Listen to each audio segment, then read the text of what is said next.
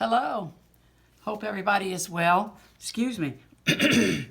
My name is Emily, and I am here this morning to show you some ideas for how to use these glassine bags in journals. And I usually like to have a storage or a backup of different. So sometimes I just work on one thing, and that's what I'm doing here. Is I'm working on making several different of these bags and decorating them on the outside. And then what I did was I put a piece of plastic here so that when I do glue or penetrate or stamp or just whatever, that it is that this isn't in the way, that it won't glue the back side. Now I haven't thought about what I'm going to do with put on the inside of the bag, and because they're so big, I probably would want to put something that is rather tall, or that is the measurement of this. So that will be a whole nother thought process. But this particular one is a napkin. I always like to work in groups in 3 or 5. So what I put on, I want to be an odd number. And that just comes from what I learned in design principles when I was taking classes on that. And so the stamp, and then the napkin, and then this little border are the 3 things. And it kind of gives you since this is heavy on this side, this is bigger on this side than it is on that. I used that to balance it out. So that's just an example here. I've used 5 elements. I've done the birds, and I've done a little piece of cheesecloth. I've done a plant or a leaf, and I've done a set of a quote, little dreams, and then I've put just a border here on it. I mean, I could have put this down here on the side or whatever, but again, have this on here, and then when this dries, I can take this out and reuse it. Another thing is just looking through old magazines, and I have here an old magazine called I don't even know how to pronounce it, but the Connoisseur, maybe. And you can look through these magazines and just pick out all sorts of advertisements. This is an example of a that doesn't belong in the book, but it's an example of fashion back in the day. But you can take, so what I found in one of these old books is most of these are black and white, but there is a color picture in here somewhere. Let's see if, and that could be used, cut up and used as a picture, or it could be used as one side of a page. So this magazine here, I got it at my thrift store, and it's October 1913, and it's a magazine for collectors. So that's an example of where I take books, and so I found this kind of advertisement, but the wording of it is such a primitive. The poem or whatever it is such a primitive language that it's not spelled the way we. What would me give to get from you again, or something? And would, for instance, is spelled WO''D. So, but this one I used 1, 2, 3, 4. I used 5. I had the page there. And then, of course, I put some of this pink stazon, which is called fuchsia pink. I put that around the edges and accented it with stamps. And then I put a little bulb pin here with a couple of buttons. and so that I actually have with the cheesecloth and the words and the advertisement and the little pin and the stamps, I have made, that, and this also, has this in it until it dries. So that's an example of what I want to try and do today. And I'm going to start with this one, which doesn't have too much of a it's still mostly white. And I found a couple of things that I thought I might use today. And maybe I'll use it on this one. This right here, when I was in the thrift store about a year ago, I guess, there was this box that was this high, and it had this Klimt, which is a Austrian artist, and this is the beginning. It was a wedding because it said wedding invitations on the outside of the box, but evidently the person made it and didn't finish them. And so I thought, well, that's interesting. I could certainly take the picture off. And what am I going to do with this? It's kind of a, well, it almost looks like Pellon, but it's not. But it could be used in between layers of fabric. So I just thought it was really interesting.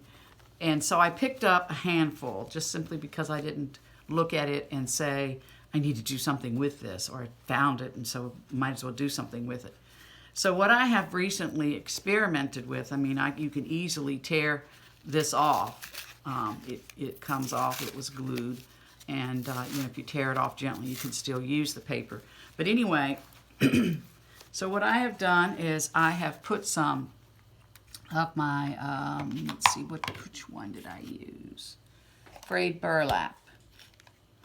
I've put some of my frayed burlap on this, and I thought I can put this here and kind of use it as a background, or I can actually use one that is less frayed and maybe not so far from the top. But anyway, I'm just going to stick it on here and see what happens next. So this should be easy to work with, and it should be something that I might be able to use as a background for something else. However, what I have here now is very bland looking. The accent, the background certainly doesn't do anything to enhance the color or anything of that nature. So I'm going to have to think about how I want to what else I want to put on this. And I could take something like a napkin and do a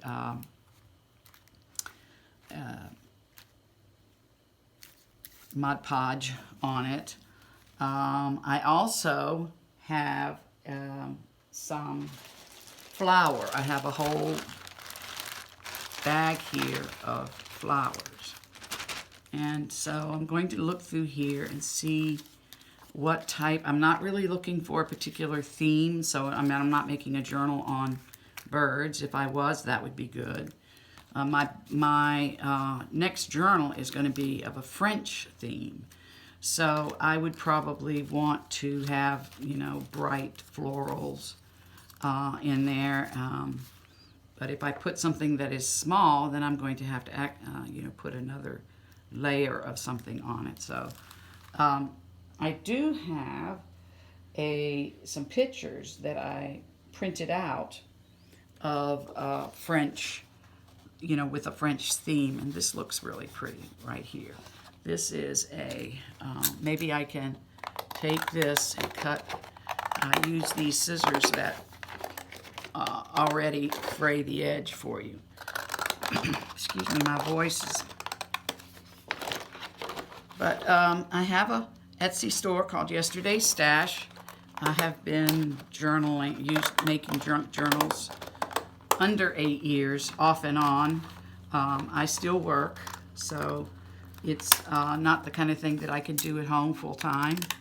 I am of the age, way past the age to retire, but I just have a hard time thinking about retiring. And during this coronavirus, I realized that even at my age, I'm not ready to take on something full-time at home.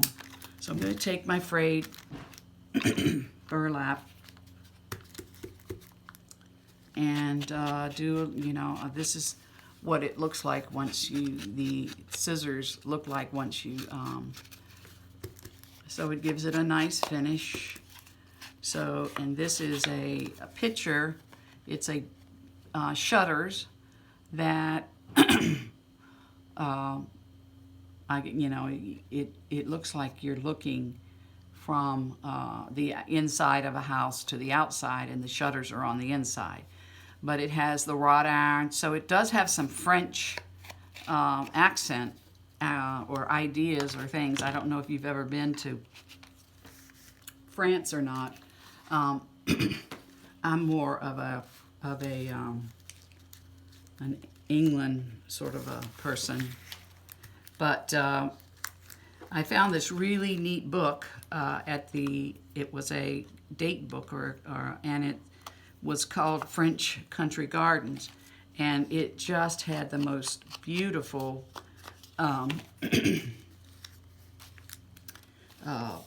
picture on the outside. And so I'm going to make a country French sort of a, so, I could do something along this order, take the flowers and the greens blend, and I can, go with it from that angle. I would want to put a finish around this as well. These are cutouts from Tsunami Rose.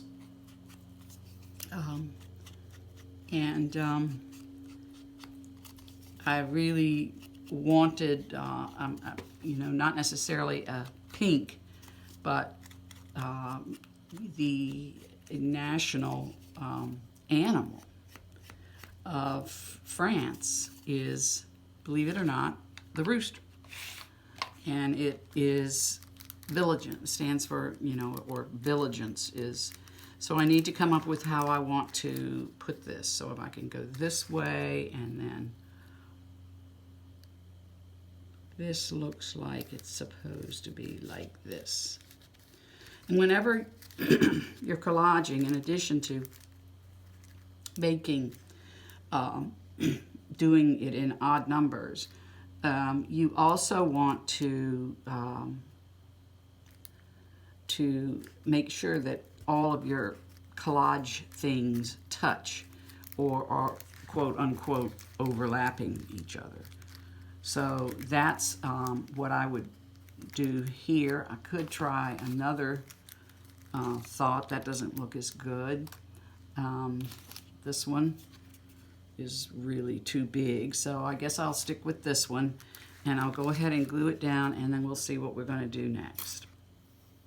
I can see that I didn't cut this exactly even and straight, but the rooster is something that is used in French art a lot, or French country. I guess there's French, and then there's country, French country art, which tend to be different from each other. So a lot of the French country is more primary colors, and of course we all know about the Manet and Monet and those types of painters. A lot of what they do is pastels, blues, purples, those kinds of colors. So that's an example of how I would do that. Now I want to add a third dimension. The third thing is texture. So, and actually what I may want to do is some of this on the outside of this. I've got to figure out what I want to do to this for for the third dimension. So one of the things that I could do would be to put you know, just a piece of newsprint or something like that down there, but that doesn't really, you know, do anything for it. I could also put a little pin, one of those bulb pins, and put a small, tiny, maybe even if I could find a green or here's a pretty button. It is a picture of a flower. So if I went in here and I could try to find a bulb pin, then I can also do that, put that on there. But that's not going to really finish this off, because it needs something down there. So I've really got 1, 2, 3 layers. If I go here and put this on, I'm going to be going with 4 layers. So I'm going to kind of just, let's see, I want to have this be this way. And I just stick the bulb pin on here. Goodness. And so my 5th layer, I think I'm going to probably do a stamp of some sort. And so I'm going to look here in my excuse me, and see what I can put on here.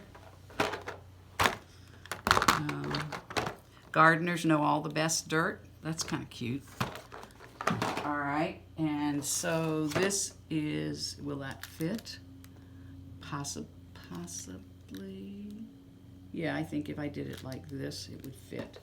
So probably going to use a black for that to make sure that it shows up.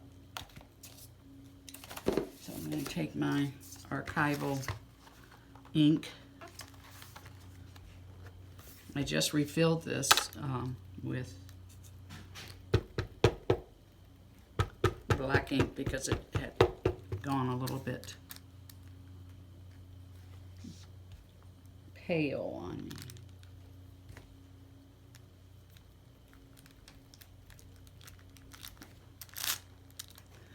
Okay.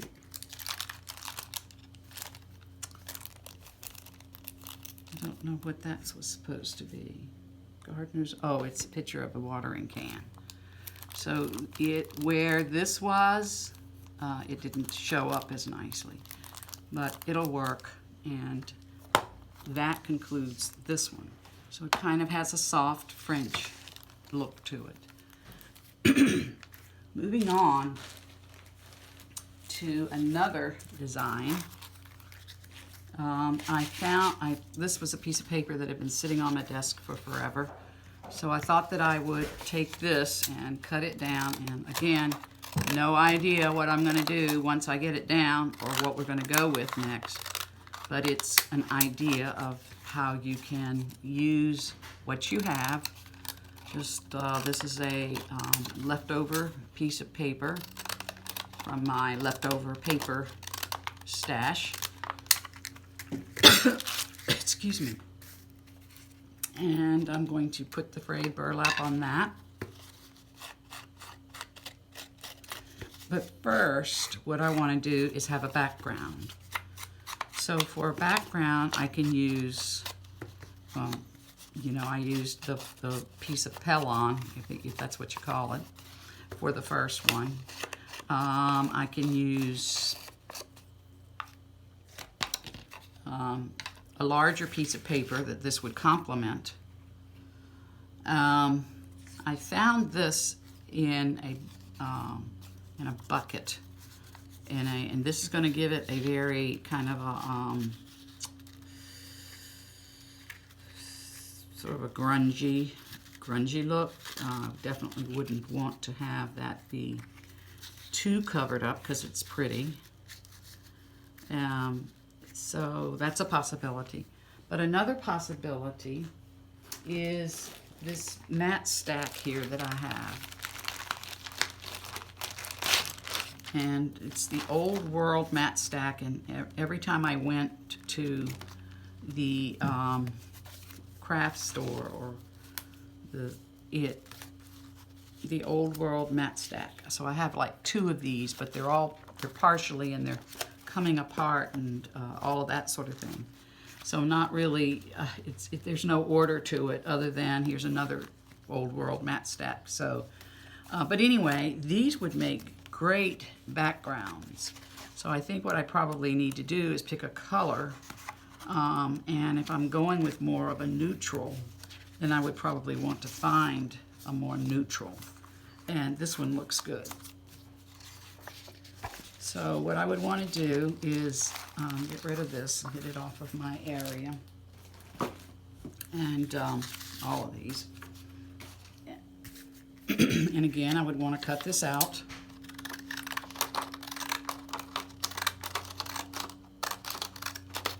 Rounding the corners, if we can do that without making it uneven. But again, if you can find these types of they're not that expensive, and had been going to the thrift store. Everything I make comes from this particular thrift store that I go to.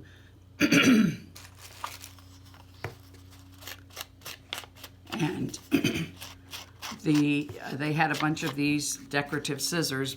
This one, I'm sure you can't see that exactly right, but you can see that it does come out in sort of a frazzled edged. And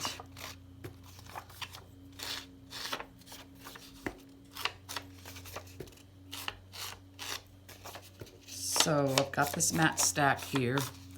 Finished that. Maybe what I'll start with is this on the background. Now I'm feeling this, and I have put a Mod Podge or gesso on these just because I didn't know how things would stick to them and if I would need to have a more secure finish. I'd say that some of our shinier papers wouldn't work as well because most of this is a matte.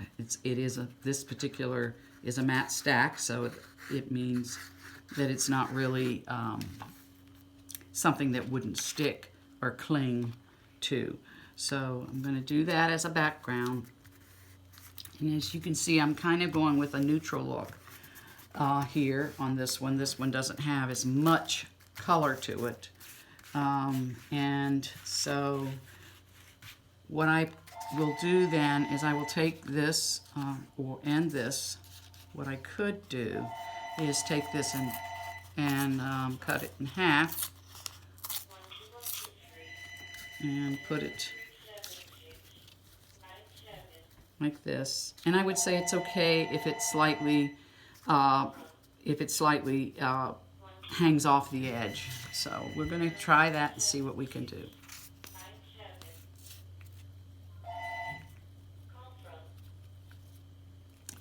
Go. This was just a piece in a bin that had a lot of scrapbooking things in it. And so, okay, I'm gonna move it over so I don't like things to be straight. So, well, I mean, I don't like things to be straight. Of course I like things to be straight. But in this case, I would like to have a little bit of a bend in the overall look. Because I'm really not sure what I'm going to do here in the least. So what I could do would be to,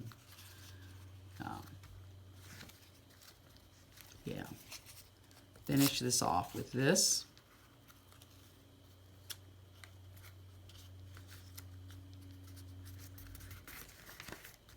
And that gives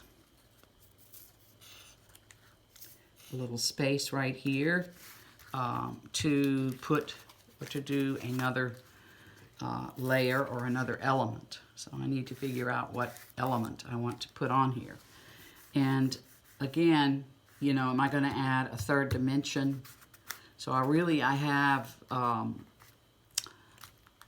you know, I've got the background and I've got this, and so basically what I need is to add something here and to add something here, and I need to figure out what that will be. So I'm going to go to my trusty I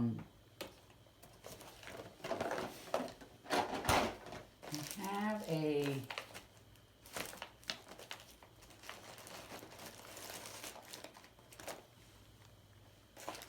bag here of what I call small pieces, and we can see what I have in the way of small pieces and what might work. So small pieces being they're really too small to put by themselves, or you know, they're what we might call filler. In this case, we have a camera that's fairly big. We have an immigration stamp that's fairly big. We have a postcard.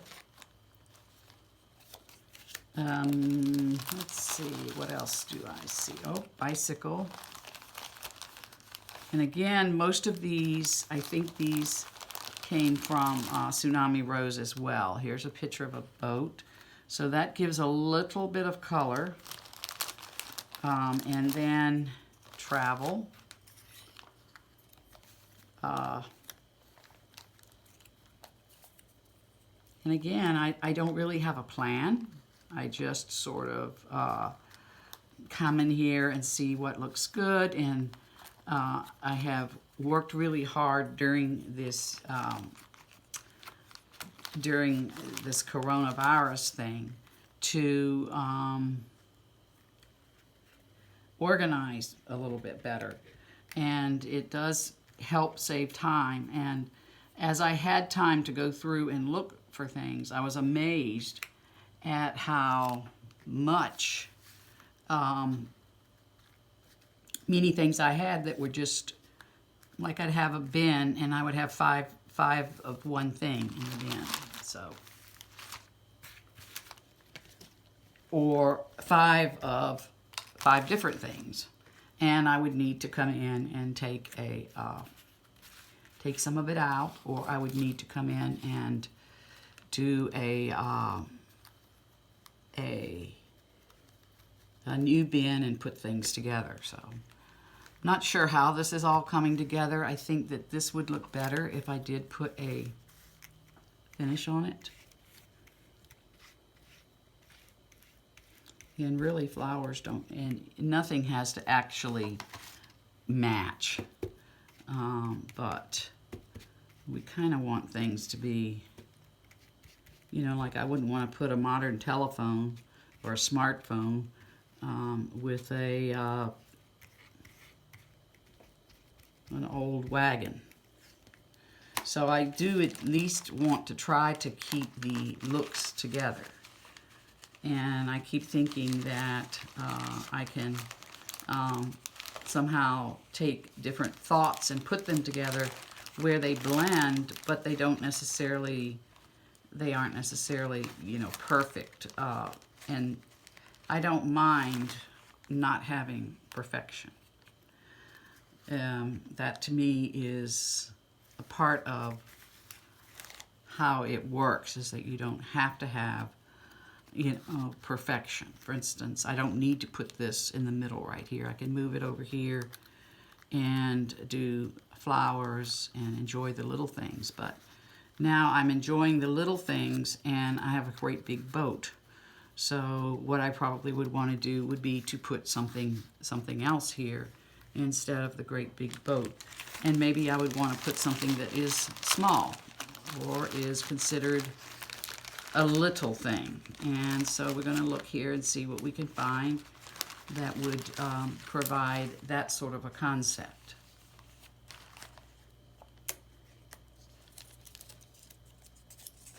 And I'm not finding anything in that. So I'm now going to go to, maybe I can go to a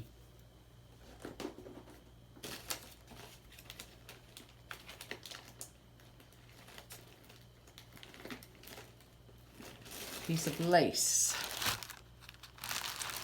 or take this out and use a, well, that doesn't really go, but take that out and put something that has a color, or, you know, that joins, sort of joins these together, and then add a piece of lace to it. So I'm going to take a look at my lace and see what I have.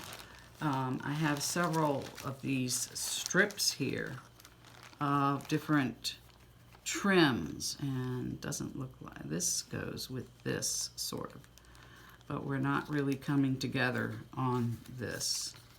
So I think that these three things look good, and I need to take this out and figure out something else to put on there.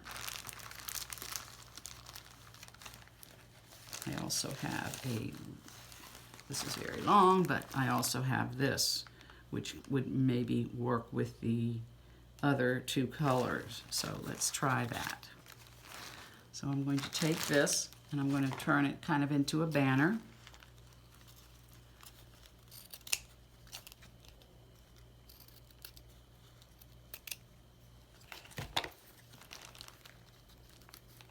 And what I have here is, I'll bring that in here. So that takes care of that. And I'm not going to use the travel, I see. And I'm just going to try to figure out how to join these three together, because I think that the three of those make a nice, enjoy the little things. And it's just a small little spiral of flowers. And we can join those together, or the one can go over the other. And we have a look here. So that's an example of another. What I wanted to show you next, another idea that I should have probably done first, is pieces of fabric. So I'm going to take a piece of the mat stack, the Old World mat stack, and I'm going to add that.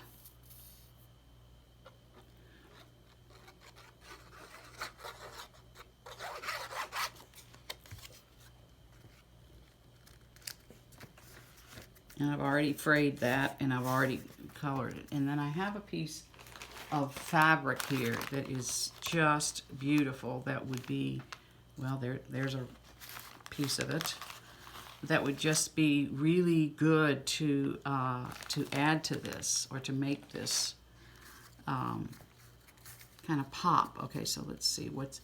I know that you know there's a right and a wrong side, and sometimes I get fooled by which is the right and the wrong side. So I think that if I put the flower right here, I think it goes that way, or I could put the flower. Yeah, I think if I put it right here, it doesn't have to actually be. This is just really the pink makes it pop. And then I have another example of this, which I could put down here, or I could put over here. Let's see, how would I want to do that? Or maybe I don't. So this flower goes this way, so I would have this one maybe going this way to give it a little bit of a balance. So this is a piece of fabric that is just beautiful that I have been hoarding.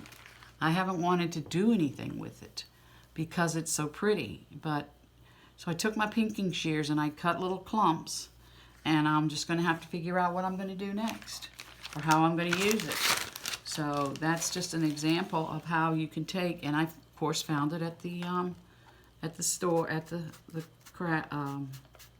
it was just an old piece of fabric and all that was just sitting there, and well, it was actually rolled up in a bin, and you know, it's the kind that I was looking for, a particular fabric for something for winter time, and I saw this and I just thought, oh my gosh, I've got to get it while it's, but I had no idea when I was getting it. It was just an accident that I found it, and I thought when I get it, I'm not going to know what to do with it, but I'll worry about that later. So here I am, I've worried about it later, and I have cut it out and added it, and these are the edges are pinking and the pinking shears, and the pink didn't really show up, and maybe might have been too much to do anything with.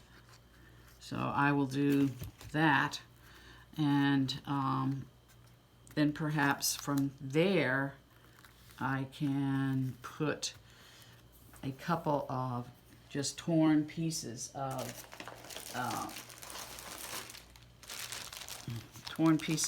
paper. I took this paper here. Comes I put heat and bond on it, and it's old dictionary paper. So I joined them together. This one I wanted to show that it's heat and bond, and heat and bond goes by color, and the red is the ultra hold, but I would go with something thinner than the ultra hold. I don't think for something as like paper that you would do that, but what I would do would be to add another sheet here and iron it. And so I have some here that I have already, that I had, have cut and have put a little glaze or something on it. So I think I'll just cut that. Tear this.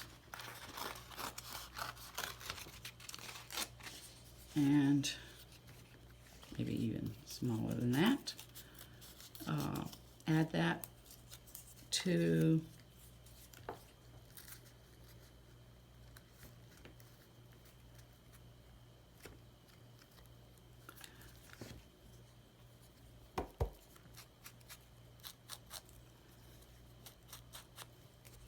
this is an old dictionary, and it was it was in the old home place, and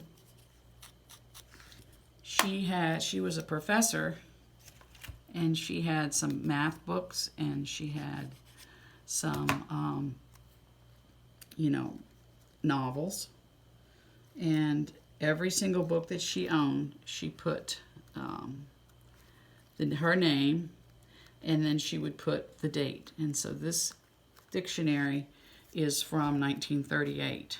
So, all right, I don't think I want to add another one of those. I'm, not filling it out with anything. So I think that with the mat and the flower pattern and this one little accent now, I probably could put something right there. If I were to go in here, I could put, here's an example.